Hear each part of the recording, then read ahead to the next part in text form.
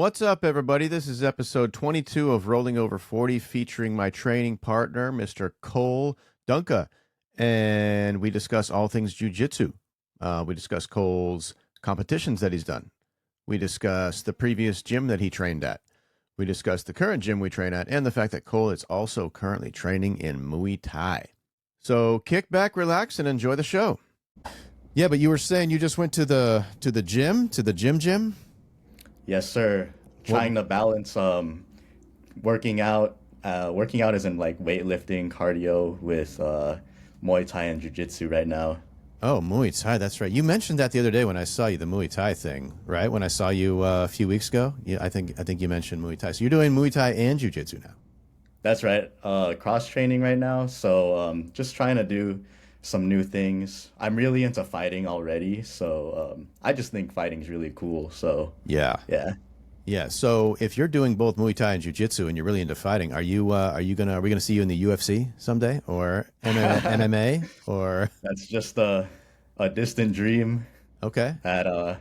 No, probably not. Probably not. But are Most you going to likely. compete? I mean, I know you compete in jiu-jitsu, and we'll get to that. But do you compete in Muay Thai as well? Do you plan Muay to? Thai, I definitely don't plan to. Okay. Jiu-jitsu, I always knew I wanted to compete since the beginning.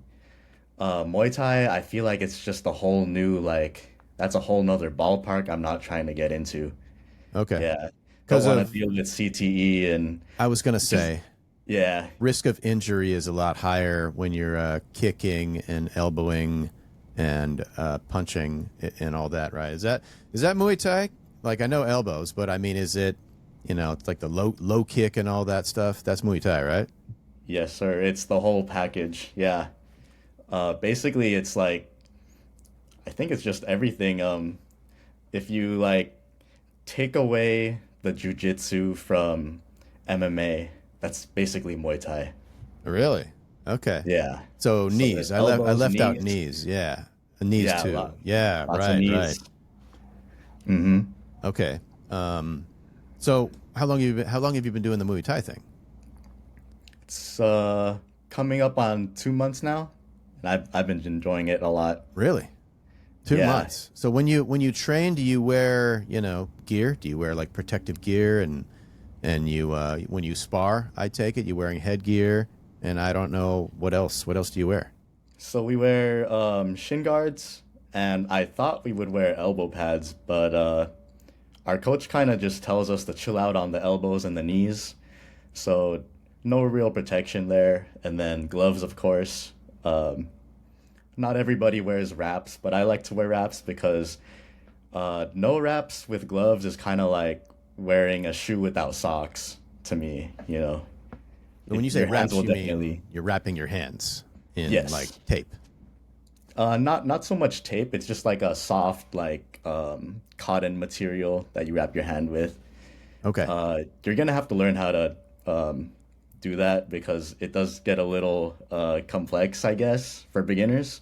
So there's a lot of tutorials online where you could learn from.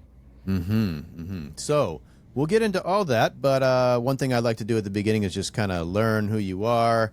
I mean, I've been training with you for well over a year now, I think, and as have many of us at the gym. But I like to get to know my guests a little more because I don't know you that well outside the gym. So, what do you do for a living? Where are you from originally? Who is Cole when he's not wearing a gi?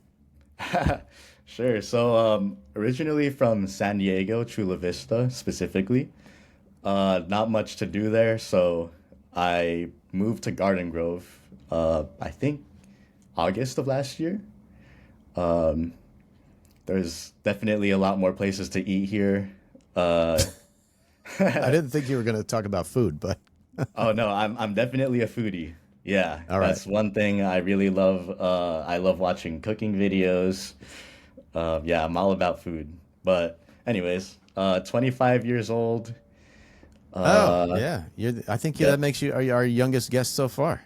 Oh, really? I think so. Yeah. So thank Wow. you again. I have to give you an extra thank you for coming on a podcast with the name of my podcast, Rolling Over 40. I appreciate you but that's just applies to me. My guests don't have to be. I'm the only one that has to be. So 25, dang, you're young, Cole. Are you? Wait. Where'd you go to college?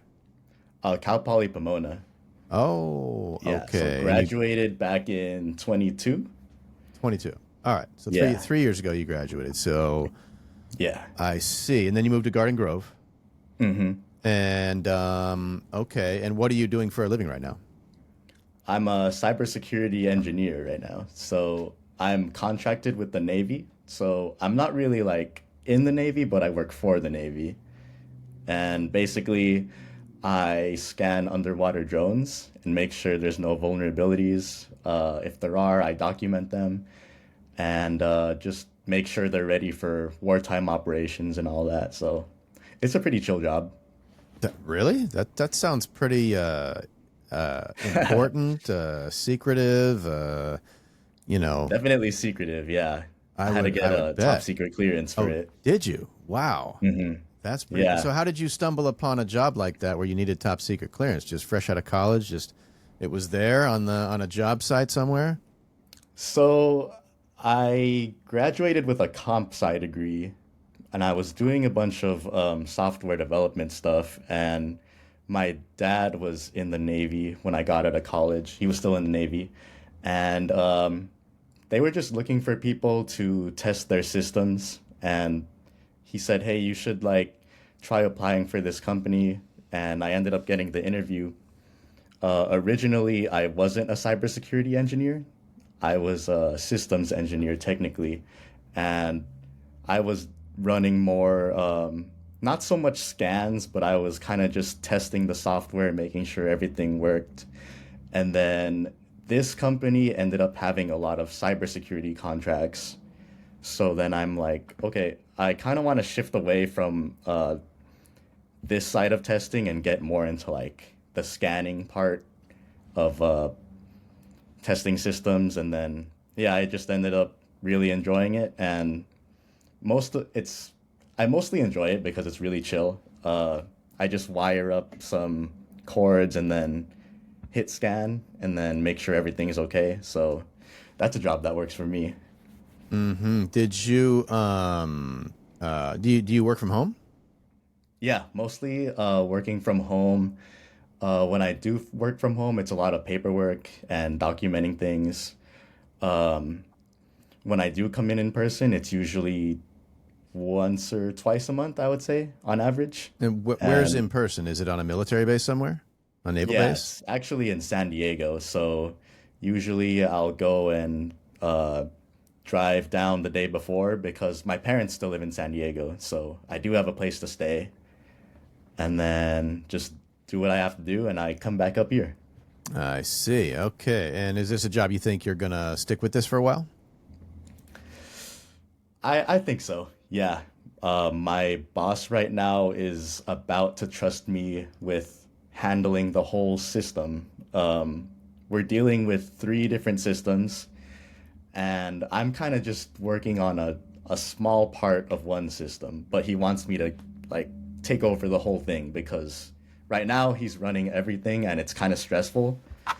So he, with the work I've done, he kind of trusts that I can handle my own and just start to grow. And I just think I'm building a lot of experience in cybersecurity. So this is my best bet for the future, I would say. It sounds like it's going to be more responsibility. A lot more responsibility. I tell everybody my job's super chill, but yeah, I think it's about to. I'm about to get thrown in the fire for sure. And does this mean, is this going to eat into your training time for jiu-jitsu and Muay Thai? You know what? That is a good Right? question. It's an I important did one. not think about that. Um, I think it just might, but since it is remote, I think I could make it work. Okay. Okay. Yeah. Since it is remote. God, I mean, I assume right now you're working, this is like a full-time job, right? You're working like 40 hours a week right now, Yep. roughly? It's the big boy job. Yep. It is a big boy job right out of college. Good for you. Thank you. Thank So, you. what are your working hours? Like a regular work day for you? I usually wake up from, so I wake up at 8 and then I work until like 4-ish. Okay. Pretty chill. That's why being remote is kind of a deal breaker for me. Uh, because I mean, I'm someone who really values their time. Mm-hmm. Uh, I'm very fortunate to have a remote job where I can just wake up and then like turn to the side and my setup is like right there, and I can like eat while I'm working. That saves me like a good hour of like having to dress up, drive to work, all that stuff. So very, very happy with where I'm at. And you're in Garden Grove, right? That's where you live? That's right. Hmm. Okay, got it. So now I know you were training somewhere else before you started at our gym of one, right? Because I I remember when was, I I met was. you, you came in and you already had like, I don't know, you already you had experience somewhere. So tell us about that. Where were you training before? What was it like? And was that the first place you trained, or was there other places before that? That was my very first place. And fun fact, you were actually the first person I partnered with. Yeah. Okay, like we drilled together, or we rolled together, or Yeah, we drilled together. Yeah. okay, We yeah, did something, yeah. yeah, we did something. We did. It was definitely before the rolling portion of class. I don't know if we like switched partners right after, but we definitely drilled something. Oh, cool, man. Cool. Yeah. That's good to hear that you didn't get scared away or anything like that. Not that my jujitsu skills would ever scare anyone away, but um, I mean, I was intimidated by you, honestly. Yeah, I'm like, this is a new place. I don't know what to oh, expect. yeah. And this guy, Oh, he's looking because back like, then I had no stripes or anything, so I'm sure I couldn't have been that intimidating. it's been so long, I don't really remember. But yeah, I did train at this place called Legion. Okay. I don't know if you know who Keenan Cornelius is. No, but I swear somebody else trained there at our gym, didn't they? Didn't somebody else train there? Oh, possibly. I'm gonna have to find this guy. I thought maybe not. I just feel like I've heard that name before, Legion, from Mhm. somebody, but I could have heard it somewhere else. So is it in Garden Grove? No, it's all the way back in San Diego. Oh, wait. So you started Yeah, training there, yeah, but back that back in was my hometown. like before college then? That was I no, I was already graduated. I think that was 2023 when I started Okay, so back home though, you were like back after back college, home. between college and jobs, and you're back home and you're looking for work, I guess, and you decide to give jujitsu a shot. Yeah, yeah, yeah. And well, I'll get to how I started later. It's actually a funny story, but yeah, Keenan Cornelius, this is his gym. He created the Worm Guard. I believe Coach Miha is also basically both of them run the gym. They're beasts at jiu-jitsu. Yeah. The worm. I don't Uh, know what the heck the worm guard is. I don't think. I assume you know what it is. it's that fancy stuff when you grab kind of like the corner of someone's gi and kind of like thread it through their leg, like weird Oh, stuff like that. I think I'm like 90% sure that's what it is. I hope I'm not getting it wrong. okay, okay, It's definitely something fancy with the okay. gi. Yeah. But went there. My friend recommended it to me. I DM'd him on Instagram because I saw a few stories of him training there. It looked like a very funded gym. So, and they had a beginner course, which sounded like a really good idea to me. I didn't want to be, folded on the first day. I get it. Yeah. Now, did Yeah, you? Sorry, did you? Where did the interest in jujitsu come from, though? I know you said we'll get to that later, but if you don't mind, I'd like to hear how that even sure. happened because you said you kind of jumped in with the DM and this and that, but I mean, jujitsu had been an interest of yours before that, right? Yeah, so it's kind of a funny story. I am very into music festivals. So okay, I'll just break it down for you. So me and my friends at the end of a music festival, it was about like maybe 2, 3 a.m. at this point. All of us are like really tired. There's other people coming home from the festival. Uh, we decide to go get Jack in the Box because, got to recharge after all that That's what you energy. do, right? Yep, yep. Got to get those curly fries. Right. I'm driving down. We reach Jack in the Box, and I'm about to make a right turn to enter the parking lot. And there's people across from me making a left turn. No stop signs, no stoplights. So I have the right of way in this situation, right? Yes. I asked ChatGPT too, just to make sure. So, so I'm about to make a right turn. The person across from me cuts me off. I honk at them, and I'm a very understanding person. Maybe like they were just in the moment and they did it on accident or they weren't paying attention. I get that everybody's tired after a concert. I let that slide. I mean, I wasn't gonna do anything, obviously, but the car behind him, he saw what happened, and then he wanted to cut me off too. So he does the same thing. He makes that left turn. Um, he's like about to get in front of my car, but kind of leaving space. So there's still a chance for me to get in. But what really got me mad was when he starts like inching forward, like to make sure I don't get in. So at that point, that's a little like disrespectful to me because I think he's like, I took it as him taunting me. Okay.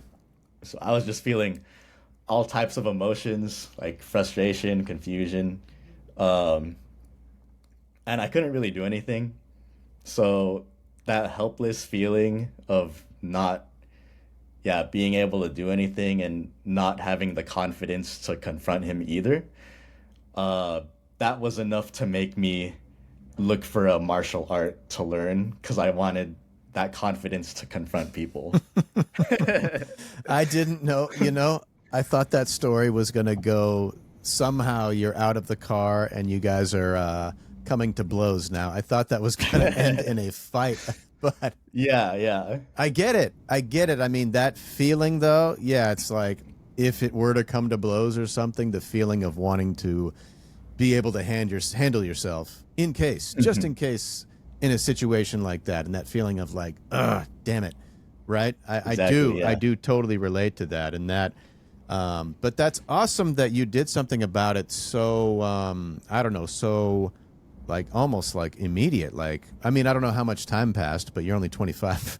It took me till 44 to finally do something like this. But that situation motivated, like, how many years was it between that moment and the time you joined that gym, that very first gym? It was actually 2 weeks after is when I joined the Gee, gym. why did see, when you get old like me, you start talking in terms of years, not weeks. You're still talking in terms of weeks. Yeah, Good yeah. for you, man. 2 weeks? Wow, Going, that is quick. yeah, I knew that I needed to start soon, or else I would start overthinking it and, Okay. kind of lag on it. So, I do kind of have that gratefulness towards this person for giving me that push. Sure. And at the time, I just didn't know, to reiterate what I said earlier, I didn't really know which martial art I was going to get into. And jiu-jitsu just looked like the one that worked the most for me. Okay. Yeah. And Yeah. so this was so sorry. What year was this that you started at that gym in San Diego? Legion. 2023. Yeah. 2023. All right. And I started, I think, beginning of April. Oh, all right. Because isn't that the Or maybe same it year was you the joined end. one? Or so you were only there a couple months, maybe? I was there for, I think, I don't even know actually. I think like maybe like 8 months Oh, all or right. So seven. you joined. When did you join one then? Was it like right after that? I think I joined uh, August 2024, Oh, a little somewhere over a around year there. ago. Oh, okay. Yeah, yeah. I feel like I've known you longer than that, Cole. But probably has something to do with just, the camaraderie of jiu-jitsu, I'm betting. For sure. But I think the timeline is mixed up in my head too, oh honestly. yeah, big time for me. Yeah. So 8 months. All Wow. right. So what was it like? I mean, were you what was it like when you first started training at that other gym? You said they had a beginner class. I assume you started in that official beginner class? Yeah. It was I was confused on how to feel. I was like scared, nervous, excited. The first thing I noticed was how big the gym was. They are very well funded. Because Keenan, he's a world champion, so you can expect some he's gonna tax you for sure. Okay. And rightfully so. There's a lot of big names that go here. Uh, but yeah, everyone there was really chill. The beginner program, they kind of had us crawling before we were running. We learned some basic takedowns. We got comfortable with break falling, stuff like that. Very similar to what one jiu-jitsu does in that little corner with the cones, you know? Yeah, the intro class. Yeah. So I had a really good time with the intro class, and they even gave me like a little certificate at the end of it. Pretty cool. And they took a picture of us. Hoping I can get that picture somehow. I really want to. Yeah, I for the bet you do. memories. You still don't have it, huh? I don't. Yeah. Maybe it's posted somewhere. We'll see. But aside from the beginners class, I noticed a good amount of differences between this gym and One Jiu-Jitsu. Okay. Like what? So first, obviously, there's gonna be a lot more people because this gym was like really, really big. Like I said, you could expect like uh, when it gets really crowded at One Jiu-Jitsu, that's like a normal day at Legion. There's Okay. probably even more people than that. So their mat space is what, like twice what we have at one or something like that? I'm gonna say a lot more than that. Oh. I think like 4 times as much as that. Oh, wow. Wow. So like a Yeah. giant mat. Because I've been to the It's one, very giant. I've actually been to the one in Torrance, you know, the Gracie one, the famous one in Torrance, and that mat, yeah, the mat space in there is the main, I think there's multiple, but the building's huge. The mat there, the main mat is, yeah, it's enormous, like 4 or 5 times the space that we have at one. So I'm wondering if it's kind of like that. It was huge, friggin' huge. So, but Yeah. did they have like a good ratio of instructors to students too, even on those busy days? Definitely. There were 5 instructors. So I noticed that at One Jiu-Jitsu, the coaches don't like roll with the students as much. And that's fine. Like they're kind of monitoring and giving notes where they can. I think Legion is like way too big to monitor all those people. Okay. Yeah, Yeah. even with the 5 coaches. So it was very normal for the coaches would usually roll with the students actually. Even the Yeah. beginner students like you. Yeah, see. and they would actually encourage you to ask them too. So that's something I really liked about Legion. And I just felt like I was getting really close to my all those different coaches that way. Another thing is the timer over there. When it reaches 10 seconds, there's no like sound that Oh, plays. there's no warning. Yeah, no warning, Oh, which I really liked because ideally you're trying to get as many reps as possible. I noticed that One Jiu-Jitsu, when we hear that warning, we kind of like reset a little bit. We sit down, you know. yeah. It's not a bad thing, but you know. Yeah, and For not me, not I every like to hear time that and not too. everybody, but yeah, it's not uncommon. You hear that sound and it's kind of like, okay, let's not chill out. kill each other. Let's not get hurt in the last 10 seconds. Okay, but you're saying Yeah, you yeah. liked not knowing, you liked just hearing that final bell, huh? Yeah. Because you want to go until the end. You know, I feel like that last little bit can add up. Okay. It Yeah. definitely can, yeah. What I'm curious though, is it me? Am I crazy? Maybe again, my memory is probably wrong here. I thought like weren't you like then you learn like some footlocks and stuff over there? I feel like when one of the first times I rolled with you, you knew things regarding footlocks or something that I hadn't really been exposed to yet. And you, no, was that not you? It could have been somebody else Um, easily. I mean, I might have been screwing around and just like trying things, Oh, but yeah, I don't really know much about footlocks to be honest. okay. It might Yeah, not have might been have been you, someone but else. what would, like on that note though, what would you say? Would you say there were things that they emphasized as far as submissions or takedowns or sweeps or passes that they emphasized that, at one are not emphasized quite as much, just like some basic differences there? I would say the instruction is pretty similar, but they do have judo on Saturdays, Oh, which I really enjoyed. Yeah. oh, and you went to that. Yeah, yeah. They would hold those at 11 a.m. and I would try my best to make it just to be more well-rounded. I actually really like stand-up, by the way. Okay. Definitely more of a stand-up guy. Oh, you are. See, I wouldn't know that being at a jiu-jitsu academy. But so the judo classes at that gym, were they taught by the same instructors, or was there a judo guy, like a judo instructor? It would usually be Coach Miha. He's a judo black belt, so I guess he would just volunteer and handle the class mostly. Okay. And that was the judo class. All right. And so Yep, yep. you learned some takedowns then in that judo class. Definitely. My favorite being the single leg and the ankle pick. Okay. Yeah. Or actually, I think my favorite is the hip bump. I don't know if that's the right The name, hip bump. but yeah. Isn't that from wait, isn't that like we're on the ground and we're in full guard and then the person on the bottom hip bumps? Oh, I know what you're talking about. Yeah, yeah, Does it have the same name, or is it but yeah. this is from stand up, right?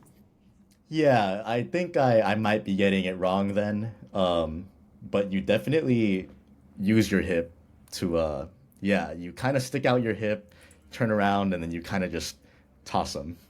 Uh-huh. And have you been able to successfully do some of those since being at one? As of recently, no. So it is my favorite, but I haven't been able to get it recently. Yeah. I mean that one, but I mean takedowns in general. How are you with the takedowns? You're pretty decent at the takedowns then, huh? I would say I'm decent. People have been defending it pretty well as of late, but I will say that it has carried me to victory a few times, especially in competition. Ah, in competition, yeah, Hmm. we gotta get to the competition. But For just a note sure. about takedowns. I've mentioned it on this pod before. That's probably the part of my game where I feel weakest about. It's like we've practiced it, lots of times, but that's one thing where I feel like I just need reps, man. I just need like to kind of learn one of them, like an easy one, like a single leg or something, Hmm. and relearn from the beginning the fundamentals of it, because it's like I get there and we're locked in. Like today, I went to the noon class today, and same thing. I'm get there standing up, we're locked in, and I honestly feel like I just don't know what to do. I'm not confident enough. Like I know that okay, single leg, right? When we practiced it a few weeks ago, it was good. It felt good, but I'm to the point now where I can't remember. I can't remember Hmm. if I'm going to go for, let's say we're standing and I'm going to try to single leg your right leg, right? I'm going to try to Hmm. grab your right leg. We were doing this thing where we drop one knee. I couldn't remember. I can't remember which knee is it. It's like, do I drop my right knee or do I drop my left knee? Yeah, Because one's I hate right, the that. other one's wrong. I don't know, and I can't remember which one to do. And it's not. I haven't done enough reps to where I've got like muscle memory to where I just go, But that's one thing I want to get. It's a place I want to get to with takedowns, to where it's like there's one I can at least kind of semi confidently attempt. You know what I mean? Hmm. But I mean, you attempt single legs regularly. I would say, right? Yeah, I would think that I'm not sure if people expect that from me. I would have to ask them, but that's usually like my go-to for sure. Um, but I'm kind of the opposite of you, where my my sit down game is pretty bad. Like I never know what to do. When I'm on my back, it's like my mind goes blank. I pull people into my guard, and I'm like, okay, what now? You know? Ah, sure, sure. You know it. For me, it's probably because I've spent a ton of time. Like I feel like right when I started maybe a few months right after a really big cohort just started. So I've kind of always felt like, not always, until recently in that 7:45 p.m. class, I have felt like, you know, the guy that's like just behind the big cohort. You know, the cohort with Mike and Chris and everybody in our text thread. It's like a lot of those guys. So it's like, Hmm. you know, I feel like I've just started out from day one being on my back most of the time, and with somebody having me inside control or in mount or whatever. And then, you know, like a year ago, summer, I decided to start going to that morning class, the 6:30 class, and that's, you know, very high density, higher belts. So again, I'm on my back most of Hmm. the time, and I find that's where I'm. It's just like, just can we just when we're standing up and it's like I'm in my mind, I'm like, can we just fast forward to the part Yeah. where I'm on my back and you have me inside control, and I'll just try to fight my way out from there. It's like I'd almost rather Yeah. be in that than like in mount, and I'm in the one in mount. I Yeah. mean, not really, but like, yeah, I don't know. That became pretty. I got to the point where I got pretty comfortable. Just when I say comfortable, I just mean calm. You know, very Hmm. calm when I'm like there and I'm stuck, and just trying not to get submitted by, you know, a Hmm. higher belt. So I don't know. I don't know, but Yeah. that's. I want to get where you are though. I want to be able to be much more comfortable with well, with lots of things, but takedowns for sure. Hmm. I mean, in my experience, you just got to do it all the time. Right, I right. know standing up is scary, but I mean, honestly, I get scared when I stand up too. But you know, it's all lot like repetition, like you said. And going back to what you said, I about like kind of skipping to like side control, you know. I feel that it's kind of like I feel like skipping to that disadvantageous position is when like things start clicking, you know? Like yeah, it's like I'll get in my guard and I won't know what to do, but if they mount me, it's like okay, I have some direction. I think it's kind of funny. Mm-hmm. Well, I mean, I do remember it was probably a few weeks ago, maybe a few months ago, when we were doing just sweep or pass or something, and you and I got paired up briefly, and it was only so brief because you swept me like it was like I got in your guard, and then you hip bumps swept me like it was nothing. So I don't know. You may say, Cole, that you don't know what you're doing and you're not comfortable, but I would say that experience says otherwise. Because that, even stuff like that, sweeps and passes, it's just, you know, I don't know. One of Hmm. the more frustrating parts of this sport is like, at least for me, 2 years in now, I still don't really feel like I know very confidently how to do even one sweep or one, like, I mean, takedowns, of course, but even the sweeps. Let's talk about sweeps. I just, Hmm. if we're playing sweep or pass, like you're in my guard and I'm supposed to try to sweep you, I honestly feel like I don't generally win those. Like my fundamentals are pretty poor. Like I feel like I am best when I'm just on my back and trying to, you know, you're gonna, I'm not gonna sweep you, but I might be able to keep you from passing my guard and maybe get you into my half guard and keep you there for a while, and maybe just kind of like, and I don't mean you, I mean like a person, you know. Hmm. That sweep or pass thing, I don't know. Yeah, like when you did that, it's like, man, that's like, that was like a textbook hip bump sweep, and it was like, you know, I want to be able to do that. Yeah. I mean, I'm glad you brought all that up because I'm slowly learning that I the way I feel is how a lot of people feel, where they just feel like they're not at that level yet, you know, and that they're lacking in the fundamentals. I actually had this exact conversation with I think the last couple partners I had in jiu-jitsu, and I was just saying like, yeah, I don't think I have a lot of like fundamentals down, and that's why things aren't like connecting. Like I feel like I know a lot of moves, but I don't really know like the idea behind them and how to defend against them, stuff like that. So yeah, it is comforting to know that like other people are feeling this way. Yeah.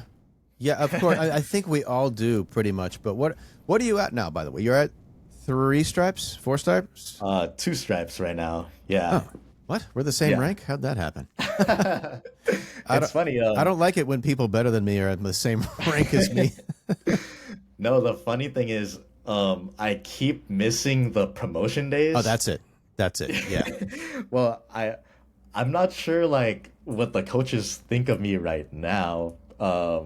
I hope they think I'm ready for a promotion. If not, that's fine with me too. Like, I don't. I'm okay with not having that pressure. Like, Of okay, course. this guy has 4 stripes. He should be like pretty good at this point. I'd be okay with just staying at 2 stripes and then skipping straight to blue belt. Yeah, me too. But correct me if I'm wrong. When you started at our gym, they just stuck 2 stripes on you. Yeah. Okay. Yes. So you've been Yes. a two-striper since day one For at a One long Jiu-Jitsu. time. Yes. Ah, okay. Because I just got my second stripe like a month ago or something. So, Oh, but I mean, congrats. I've missed promotions too. So, not to say that I think I'm supposed to be a higher rank or anything like that. Again, like you, I'm very comfortable where I'm at. But I'd say if you've been here that long, Cole, you are very much due at least a stripe or two. And At I've least a seen, stripe. but you said straight to blue because I've seen them. I've noticed that more. I don't know in the last couple of months. I feel like that was when I would see somebody go from like 3 stripe white to blue. I would notice it more at first, but I feel like that's just not more common now. I just feel like I'm noticing it more now. Like all of a sudden, it's like, whoa, that guy's got a blue belt. I thought he was like a 3 striper or something, but I think people just miss promotions, and then eventually the coaches are just like, that guy's been here long enough. And another thing I'm thinking about with blue belt is maybe I'm crazy, but I mean, part of the mindset I think that our instructors go through when they hand out that blue belt is like, people like Mike will mention like, he said to me, man, enjoy that white belt because ever since I got this blue belt, nobody's nice anymore. They're way harder on you. And I think that's part of the learning process. Like when they stick that blue belt on you, I think they're partly saying, and I don't know, don't quote me on this. I'm not trying to quote anybody, but I think they're partly trying to say like, okay, you've been here long enough. It's ready. You're ready for this belt and you're ready for everybody to treat you like you have that belt. And that's going to make you better. You know what I mean? Yeah, yeah. That was a very funny realization to me. Even like, okay, I don't have my blue belt, but I do realize that some people do go easier on you. And it's at first I was demoralized, but in the end it doesn't matter. You're there for fun. But that was a funny discovery of mine because I remember I used to spar Mark a lot. I forgot his last name. I don't think he ever told me.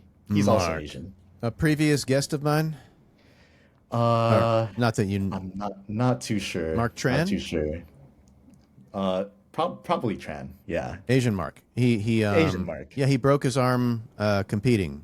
Maybe that was before you started the gym. I don't know. I think that was before. He's like your size, right? Kind of. Yeah. Okay, I think it's Roughly, Mark yeah. Tran. Okay, so Yeah. yeah, sorry. So he'd be letting me work a lot.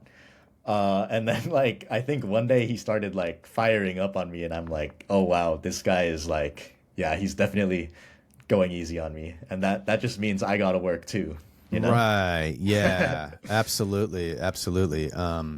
Have you had any aha moments that have changed your game? Oh, for sure. So a technique that my coach taught me back at home was the knee cut pass, but a variation of it. I love to, if I'm passing with my right knee cutting across you, I like to grab your right arm and kind of like pull it so you can't really frame or anything. And that seems to really be effective with people I spar with. And that actually helped me win a few matches at my first competition. That pass. So isn't that a knee slice? Like a knee slice, and then you Yeah, grab. I would Okay, say, but yeah, you're knee saying slice. like one specific detail of that is grabbing the right Grabbing arm, that, right? So you yeah, can't do anything with it, right? yeah, and I just pull as hard as I can, and then I like somehow magically pass them. That's Somehow just been my. magically pass them. So that happened at Mhm. your competitions. And you've done how many competitions have you done? Two, three? So I've done two in-house competitions and two world leagues. Okay, what's the difference? What's an in-house Yeah. competition and what's a world league? I don't know anything about competitions. So in-house competition is kind of like if one jujitsu would have a competition at the gym and just be like, yeah, just come on in. It's not really like anything Oh, crazy, you know. yeah. It's open to people who attend here. I would say that's like a in-house level competition. World League is like we went to an actual venue, so the Del Mar Fairgrounds would be a good example, or yeah, just basically like a very big venue where people from different gyms come in. There's a lot more production. Yeah, official competition, So let's what say. the in-house ones you did, were those at one? Those were at Legion Oh, they were at back Legion. home. Oh, so you competed back in the day when you were attending that gym. So I was already moved to One Jiu-Jitsu, but they opened it to different gyms. All right. I was still welcome there, yeah. So I'm still in their email newsletter, and I saw that they were hosting one, so decided to just sign up and get my toes dipped in because that was my first competition, my very first one at Legion and in general. And how did it go? I learned that you need to conserve your energy. Yeah, So I what would got you gassed real say, quick. like when you had your first competitive match, what was the biggest difference you noticed between that match and your average roll at you know at a gym during training? I don't know what it is, but like 2 minutes of like a competition roll is so much more tiring than a 5 minute roll at your gym. And I'm not saying the round is 2 minutes. I'm just saying like those first 2 minutes of the round, like you're gonna be gassed. Um, the intensity is different. Everyone's watching you. I mean, this was just an in-house competition, so it wasn't like that serious. Um, but I would say, yeah, the most apparent thing is just that you get gassed really fast, and somehow the people you're competing against escape your side control really, really easily. Oh, I more think more everybody's just easily, fired up. more Yeah. easily than during training. Yeah, I think everybody's just fired up from adrenaline or something. Right, right. And Mhm. how many matches did you do at those in-house ones? So it's a total of three, unless you lose twice. And I ended up losing twice. Okay, Yeah, that's okay. my first match I went 5-2, but he ended up getting me in a triangle. Um, didn't submit me from the triangle, but he did get a Kimura on me while I was locked in. And then I remember after that match, I went up to my friend and I was like, "Yeah, I think I'm gonna throw up. Like, I don't know what to do. I'm really tired right now, and I'm about to go in again." Um, they called me in for another match. I was like basically a zombie at this point. Uh, Score ended up being 0-2 in his favor. Um, but in the end, I had a lot of fun, and he was a really chill dude, and that set me up for the other competitions too. I think the biggest takeaway was, like I said, just conserve your energy and um, just make sure to breathe and just keep calm. Right. And how did that go when you went to the big one? The what did you call it? The World League? The World League, yeah. You know what? I think I gotta show you. That's a gold right Hey, there. That is, this dude, is that's a beautiful gold. medal too. Thank you, thank you. And at my home court too, San Diego. Oh, sweet. Congratulations on that. If I never told you. So, let's hear about it. How many matches did you do? How did you walk away with that gold, Cole? How did it happen? Yeah, so it was three matches. And I couldn't have done it without my team. And I am so grateful that the One Jiu-Jitsu was there because I really do think that I wouldn't have gotten gold or even placed without them. I was actually planning on not telling anybody that I was gonna go, not even the coaches, because I'm kind of shy like that. I don't even tell people that it's my birthday, you know? Hmm. So that kind of translated to jujitsu. But So when you say your team, you mean the coaches and coaches like and other our one training jujitsu. partners? Yes, Okay, yes. okay, yeah, because didn't several people went to that one, right? Like it was you and Cody. Jason, yeah, I Cody, forget who else. Mike Tang. Uh, let's see. There were a few other people. Basira. Um, yeah, there was a good handful. Tried to watch them all, but oh, Mark was there too. Or no, not Mark. Sorry, Fernando.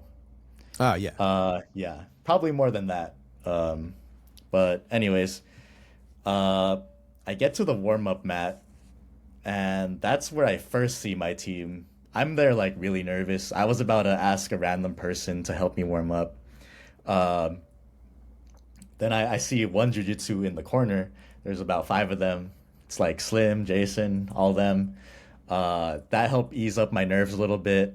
Slim's giving me water because I forgot mine, and then Jason's giving me like gummy bears. Uh, and then Gummy bears. Is there a yeah, strategy there? What the gummy bears of all things? What? yeah. I'm like, I think that's the key, honestly, because The maybe I secret just is needed. freaking gummy bears. Yes, Come yes. In on. fact, I actually brought gummy bears to my competition after that. Oh my God. What? Yeah. I don't know what it is with the gummy bears. Like maybe it's just like that chewiness. I don't know. Okay. It definitely kept me calm, and maybe it was placebo a little bit that it gave me Right. energy. Right. Yeah, I would Yeah. imagine it was probably that. But I mean, the sugar, who knows? But you were that. I mean, that's awesome that you had the team there, the group, the friends, the coaches. So who was like the coach in your corner for your first match? It was Coach Wellington. So I'm actually really lucky that Jason was there because I believe he was intending to help Jason, and then I was in Jason's bracket. So yeah, so we ended up both being coached by Coach Wellington, and I ended up being like, I let him take over my soul. I was basically his vessel. He was telling me what to do. I put all my trust in him. Um, I think that people need to realize that the coaches, they're gonna like take over and tell you what to do, so you don't really have to like worry about that fighter IQ as much. I mean, you still do have to be thinking, but you should also be keeping your ears open and making sure you're listening to the coaches. I would say, especially as a white belt, when you got a black belt coach like Wellington, I'd say that's the right move. I wouldn't. I would not. Exactly. I wouldn't not do what Wellington tells me to do at all. But I guess my question is like when you're out there, isn't it loud? Like because the other coach of your opponent is also yelling and screaming at him, right? So I would think it'd be hard to hear your coach, or at least hard to know. Oh, is that my coach talking to me? Is he telling me what to do? But was it you found it was you were able to hear Coach Wellington? Yeah, so that actually was an issue at my second competition. Okay. Yeah, I was like, I don't know who's talking right now, but this first competition, the voices were distinct enough to where I knew it was Coach Wellington, and Okay. Coach Wellington's really, really loud already. Okay. That So that helps. yeah, it helped a lot. He was actually telling me to chill out a lot. Because with my first match, I was ahead in points by a lot. And he actually said, be smart. Do you know what that means? Like, there's a secret, like, meaning to that There for One is. Jiu-Jitsu. I Yeah, don't. I yeah. don't know what it is.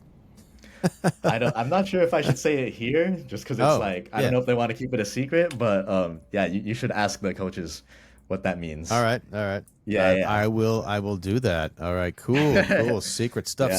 So hold on. You were ahead by points. What were you doing to win the points? How did you win those points? Sweeps, passes. So I did not want to pull guard. All right. Yeah, that's definitely something I kept away from my game plan. Um, I went for a single leg. That's my go-to. And then went for I try to go for a knee cut or a knee slice. I think it didn't work out. I think he pulled me into his guard, and I ended up doing a staple pass. And then from there, I did a neon belly. I love the neon belly, by the way. Forgot to mention that. So by then, I was ahead like a lot of points. I forgot A lot of how points much that because hold is. on, the knee on the belly, the staple pass, Hmm. and Passing his guard and the takedown. the takedown. Oh, you got the single leg. Man, that's impressive. Hmm. Okay, so Yeah, takedown, pass, knee on neon belly. So belly. you've already Yep. got a bunch of points and Hmm. you're way ahead. Oh, great. Yeah. So Now Coach Wellington's like yelling at me like, "Hey, just calm down, like conserve your energy, just keep him pinned." And my adrenaline is through the roof at this point. yeah, I'm I like, would bet. I kind of want to keep getting points. Yeah. But I decided like, yeah, I'm gonna listen to Coach Wellington. Ended up getting mount as well. Then he ends up escaping from that. And then I get into his guard. No, no, no. I'm on the bottom now, and then I end up getting him in my guard, and I get him in a cross collar choke. Oh, nice. And you submitted him that way. That's right. Oh my God, So that's so I awesome. hit the ground running. Yeah, and that gave me a boost of confidence for sure. Oh, hell yeah, man. I mean, it's got to be one thing to win on points, but to win by submission, that has to be a whole different feeling. So, but Yeah. sorry, quick question I had, like another thing I'd be wondering about when Wellington, sure, he's got these code words and whatnot, but I mean, at any point, is he telling you to do something and it's like, well, the other guy can understand what he's saying? Like, and so it's like, well, he's going to defend that immediately, like, or is everything in Yes. code, like the be smart thing, or, you know what I No, no, mean? no. Let me get into this next match because All that's right. exactly what I was thinking. So, this guy had four stripes on him, and I could see his muscles coming out of his gi. And I'm looking at Coach Wellington like, well, Coach Wellington comes up to me, and he's like smiling like, "Oh, you're about to go against that guy." I'm like, "I know, I'm scared." And then he tells me, "No, like, don't be scared." And from that, after he said that, I don't know like what happened, but I just locked in. Like, all the nerves went away. Um, I think it's just because I sensed that Coach Wellington believed in me, and that got me very motivated to just do my best. Whatever happens, I'll be happy with. And we get into it. Somehow, let's fast forward to like I'm up seven, uh, and I'm on the bottom. He's on top, and he's in my guard, but he's already like standing up. So I'm afraid like he's gonna open my guard or something. And Coach Wellington is yelling at me not to open my guard, Okay. right? Yeah. And since Coach Wellington's saying that, I thought that he was hearing that too. And Right. I tried to go for a lumberjack sweep. If Oh, you're I don't even know what you that if you know is. the terminology. No. It's it's that basic sweep where you grab both ankles and then you push their hips with your feet. Oh yeah. You know? Okay. Yeah. I think that's the lumberjack sweep. And then yeah, I was like, yeah, I'm gonna do my own thing. I'm sorry, Coach Wellington. Like, I think he's not gonna expect it. I'm just gonna go for it. I went for it, and he doesn't fall, and he starts to like do something, and then Coach Wellington starts freaking out. He's like, "Oh no, like close your guard, get back into it." And then I reclose my guard, and that's the last time I tried something without that's the last time I ever rebelled against Coach Wellington. I'm like, Without you know what? Wellington's I'm gonna listen approval. to you. Okay. Yeah, Okay. yeah. Hmm. And then I ended up it's funny how this match ended. We were in like I think I was in a half guard or something. And if he passed this guard, he would have won the match, even though if I was up by seven, because he would have passed the guard. That's 3 points. And then he would have gotten into mount with what he was trying to do, which is 4 points. That would put us at 7-7. But since he's the one who scored last, he would win Oh, the match. oh, Yeah. is that how it That's how it is works? with I didn't rugby. know how Yeah. tiebreakers worked. I see, but I take it he did not get past your half guard. He didn't. So I locked up my legs really, really tight. And everybody was yelling at me like, "Oh, you have 1 minute left." And I was like super, super tired at this point. I didn't know how long I could have went on. I remember like hearing Chris's voice and kind of looking up at him like, "Oh my gosh, when is this gonna end?" And then I held through and I ended up winning that match. Yeah. Nice, nice. And you were up by 7, so you ended up winning Yep. by 7. That's a huge win, Cole. That's massive, man. That's amazing. And so that's match number 2. And so That's match now, number 2. now remind me of a couple details that are coming up right now. I'm forgetting. How long are these rounds that you're doing for these matches? Is it one round of like 5 minutes, or is it 2 rounds, or It should be I think it was 5 minutes. one 5-minute round? That's it, right? Yeah. Got it. And remind me what weight class we're talking. I'm under 154 for that tournament. Okay. So under Yeah. 154. Okay, got it. Okay, so then take us to the third and final match. How'd it go? Yeah. Third match. I gotta thank Jason for this one. He taught me a sweep from half guard when you're on the bottom. So basically what happened was this guy did a takedown on me, so he's up by 2. Ended up getting into a half guard situation, and I did the exact sweep that Jason taught me. Score was 2-2, and from there I ended up just kind of defending very, very well against him. And that ended up getting me the win since I scored last. Oh, And then so it was one of those where it was technically tied, and then It but you was scored tied. last, so you got the win. and I was so happy. I got off the mat and gave Coach Wellington a hug. I was like, I don't know how he feels about this, but yeah, it was in the moment, you know. Man, I can only imagine the emotions that you would go through there. So I'd probably do the same thing. I'd probably be crying. Yeah, Man, it congratulations, was dude. great. That is so awesome that it went so well. Thank you very much. But even though I won, I would say I don't think people should take the outcome of a competition as a true reflection of their skill. Because I did win there, but a lot of like random things can happen. For example, at the other tournament I went to, uh, there was a time where I was 3 matches in, and the other dude was 2 matches in. So he had a lot more rest time than me. And uh, aside from that, they were putting me up to the mats like every other round. Versus some people, they were getting like 2 matches of rest or like 3 matches. And yeah, it's just very like there's a lot of factors you gotta look into, you know? Yeah, absolutely. And is that going to be? I assume you're planning to keep competing. Yeah.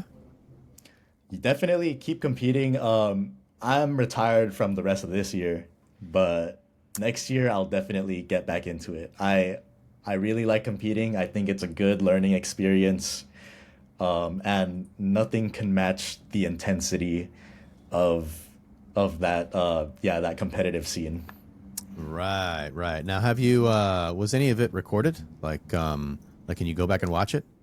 Yeah, so with this organization, World League, they actually offer a free all the matches are recorded and they post them, but you don't have to publicize your videos. There's a setting where you could set it to private, and it's funny. I'm like I took it a little bit seriously. Like I did my research before going to these competitions. You could see all the competitors, and I would just look up their profile and be like, okay, this guy likes stand up, this guy likes to pass this way. So that's something you could do if you're competing. I said mine's a private, but But have you watched them? Have you watched them yourself? I did watch my first tournament. My second tournament, I was a little bit I don't know if embarrassed is the right word. I think I was a little embarrassed of my performance. I just didn't want to yeah, watch myself. It's kind of that same feeling of I guess like I guess not like this is a good example on this podcast. I don't know if I'll be watching myself because I would feel like kind of awkward watching myself, you know? Yeah. I get it. Yeah. I mean, oh yeah. I mean, I was thinking, the same thing popped into my head because not only not only can I not stand watching myself, I can't stand listening to myself. So Exactly, yeah. of all the episodes I've made, this is episode 22.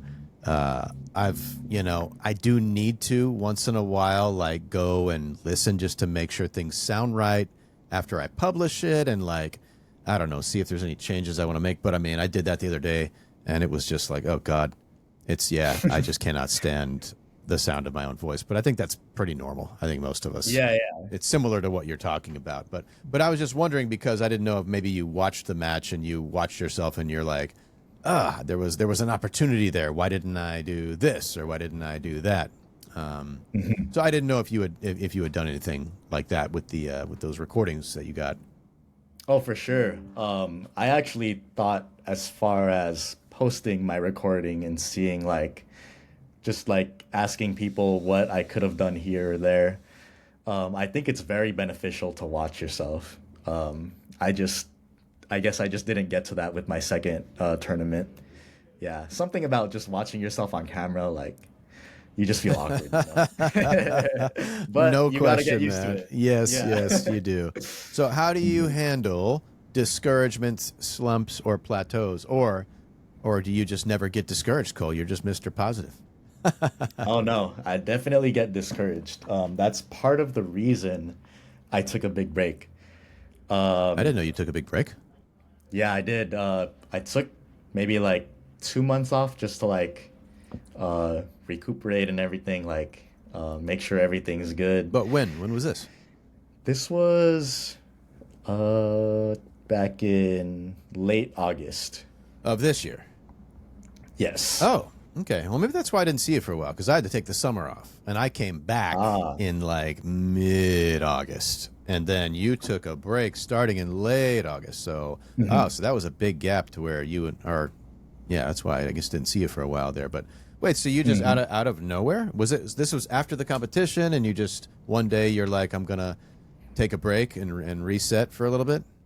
Yeah, it was actually very shortly after the competition.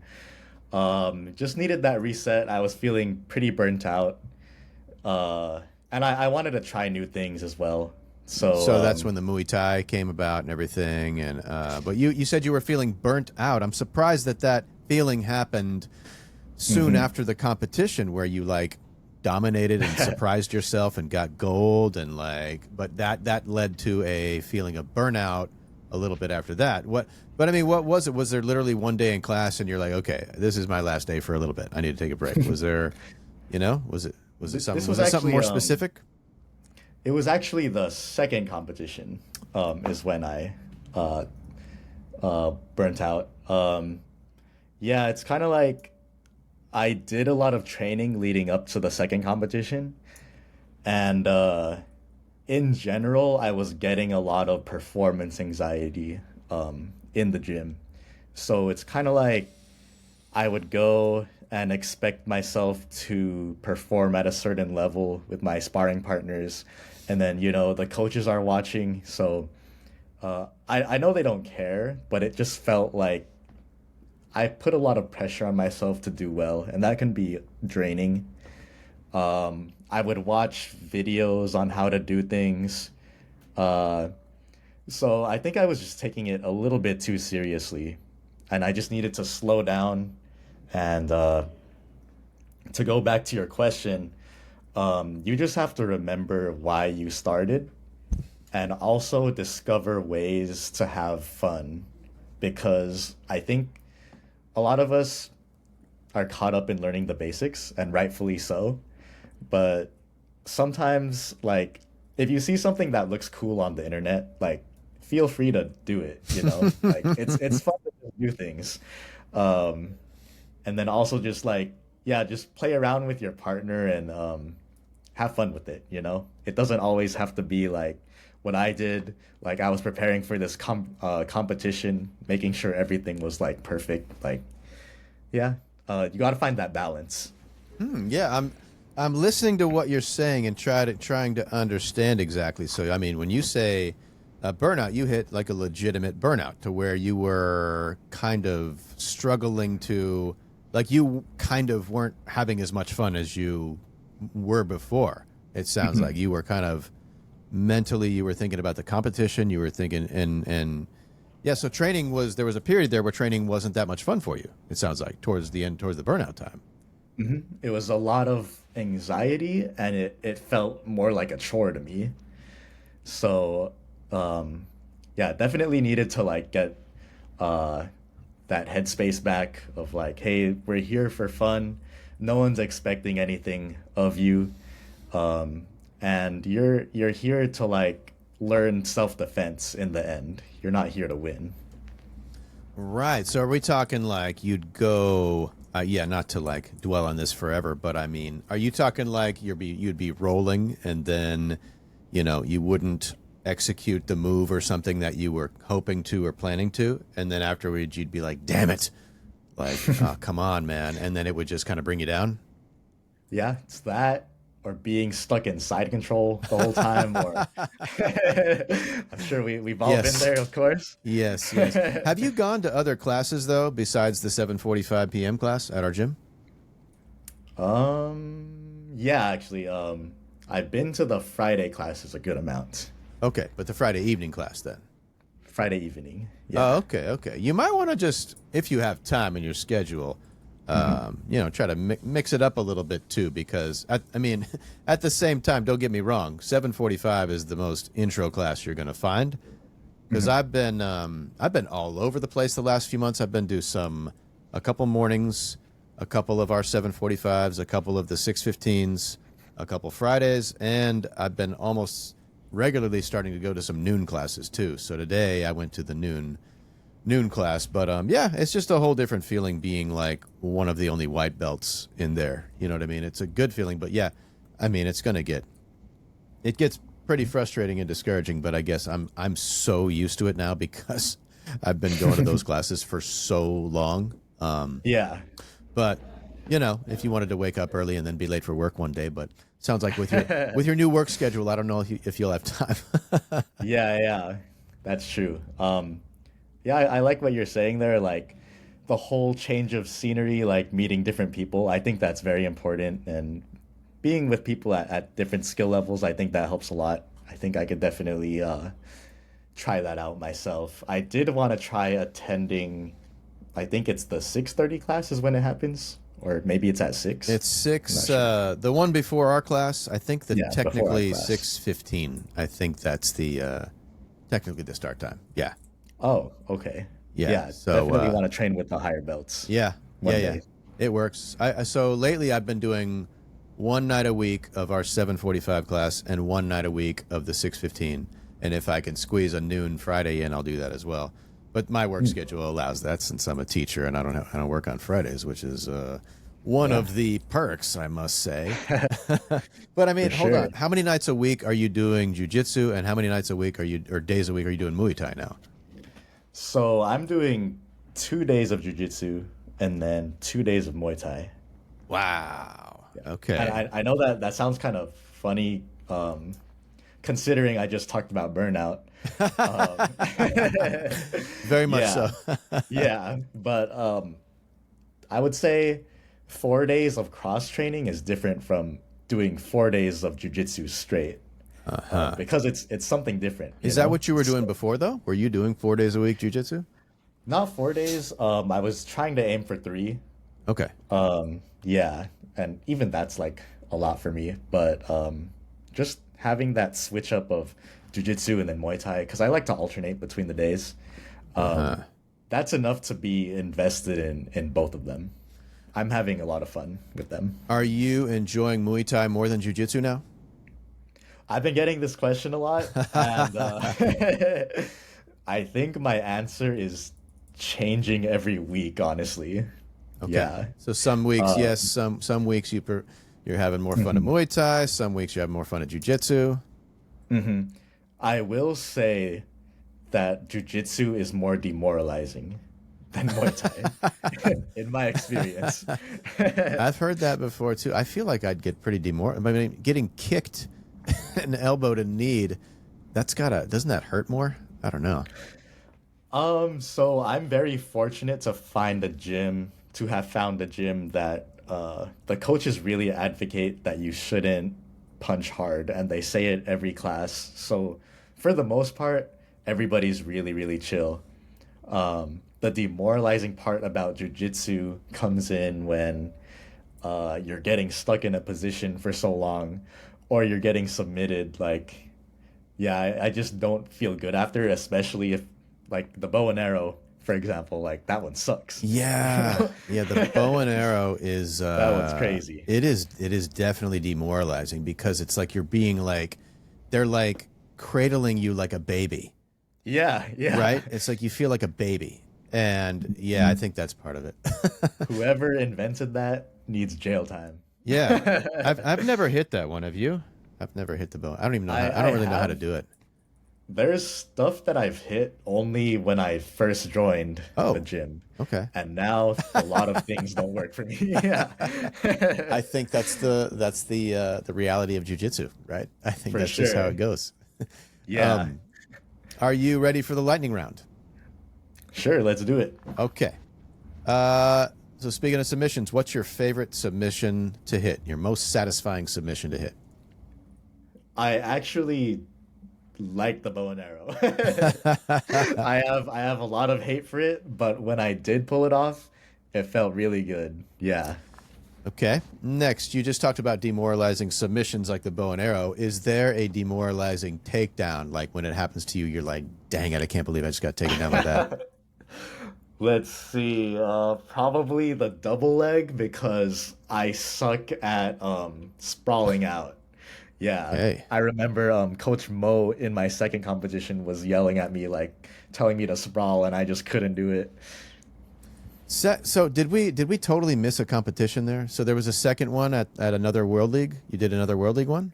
I did another World League, but not as exciting as the first competition for sure. Okay. Well, we'll save that for the next for your next appearance on the podcast, Cole. For sure, yeah. I'd love to talk about it. Cool, cool. Yeah, sorry, I don't know how I missed it before. I didn't No realize problem. that. What is one word that best describes your jujitsu style? One word, you know, I've never thought about that. I would say kind of slippery, I guess. Yeah. I'm Slippery. pretty small, yeah.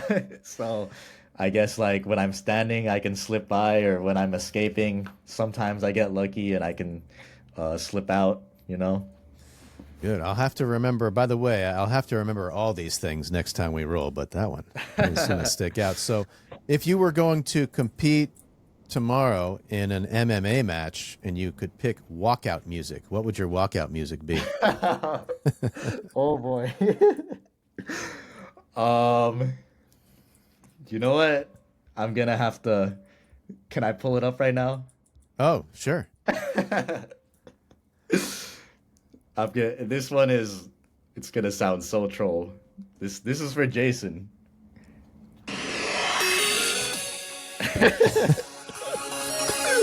I don't know the song. Yeah, just something like. I know people expect like something tough. I'm just there to like. If I was there for a MMA match, I'd be there to like troll people. Like, yeah, Really? I'm there to just screw around. I don't think I'm gonna win. I'm just gonna have fun. Okay. Is there a BJJ rule you could change if you could? Uh, I think the whole guard pulling scene is pretty bad. I would say like at least establish your grips before pulling guard is So all I would what do you change. mean by the guard pulling scene is pretty bad? By that, I think it's just like the match starts and people just sit down right away. that's just not very exciting to me. I get why they do it. It's just I think they should establish something before like instantly sitting.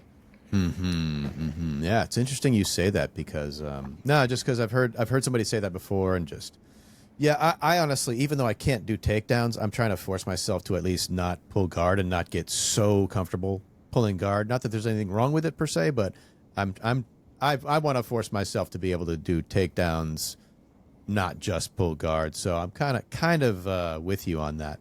All right, last question for Cole. What is the most annoying technique to defend against? Oh man. You might have already said Uh it. yeah, there's a good amount of things that annoy me. Um Man, I think I think the arm bar maybe. Uh Pretty sure there's a better answer, but I hate arm bars. Um, Sometimes, like it's like my arm hurts even though I tap early, I'll get in my car and then my arm still hurts. I'm like, Oh, how did this happen? Yeah. that is pretty annoying, I gotta say. Yeah. Mm-hmm. Well, Cole, it's been a pleasure. Thank you so much for doing this, and yeah, I'll be seeing you on the mats. For sure. Yeah. Thank you so much for having me, Connor. Yeah, Love being man. here. Yeah, of Happy to course, be here. man. Happy to have you.